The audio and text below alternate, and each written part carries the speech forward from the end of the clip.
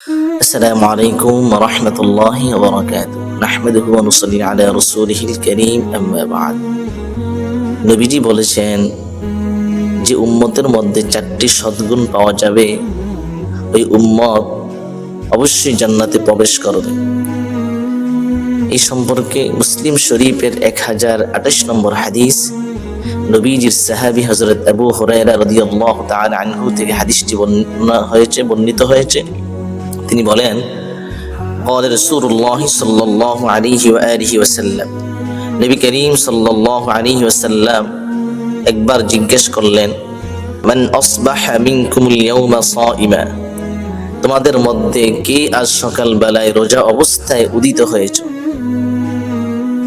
قال আবু বকরিন, হযরত আবু বকর সিদ্দিক রাদিয়াল্লাহু তাআলা আনহু বলেন, হুজুর আমি আজকে সকাল বেলায় রোজা অবস্থায় ঘুম থেকে উদিত হয়েছি।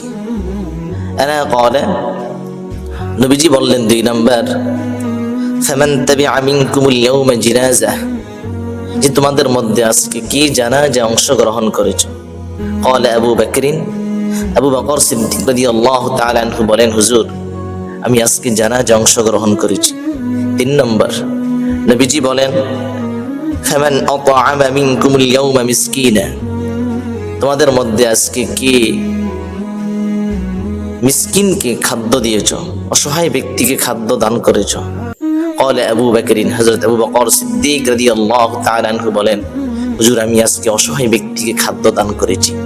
4 নম্বর, নবীজি বলেন, ফামান আদা মিনকুমুল ইয়াওমা মারিদা, আজকে তোমাদের মধ্যে কে অসুস্থ ব্যক্তিকে দেখতে গিয়েছো?